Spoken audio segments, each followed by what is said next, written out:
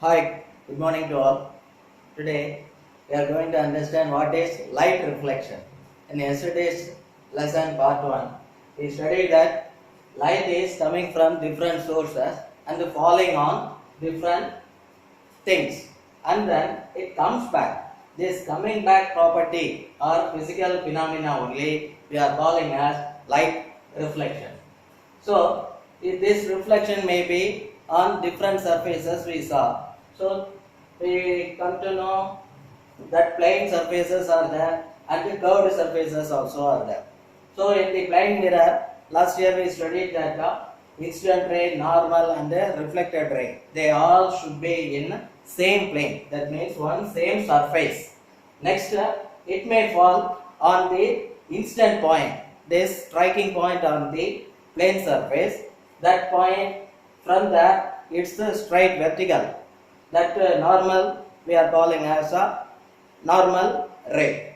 Next, from that normal ray, right side or left side, which side light comes, that light ray we are considering as incident ray, and after falling it comes back. It comes back to the another side. After that normal, that ray we are considering as reflected ray. Now we are getting two different angles. One is the incident angle, that is I, and then after normal we are getting that reflected angle. We saw that the first law yesterday we explained that revealed that incident angle will be equal to the reflected angle.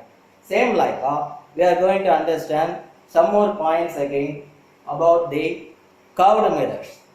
So curved surfaces. So yesterday we saw a plane surface. For this I have one small activity. So we should take a rubber sole or rubber which can bend or flexible.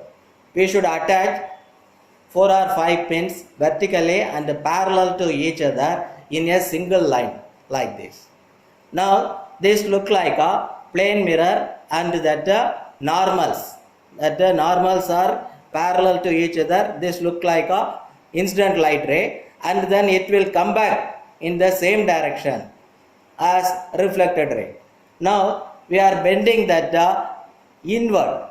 So when we are bending that rubber sole, we are getting a concave mirror condition. In this concave mirror, this normal and then the reflected rays will converge together and falling as a small single point. That time the incident angle will be normal, but the reflected rays all will converge. So it becoming as concave mirror. Next, when we bend this same rubber sole outward, when we are bending it outside, we are getting a convex mirror condition. In this convex mirror, the normal and the reflected rays will diverge. They won't converge. They are spreading outward.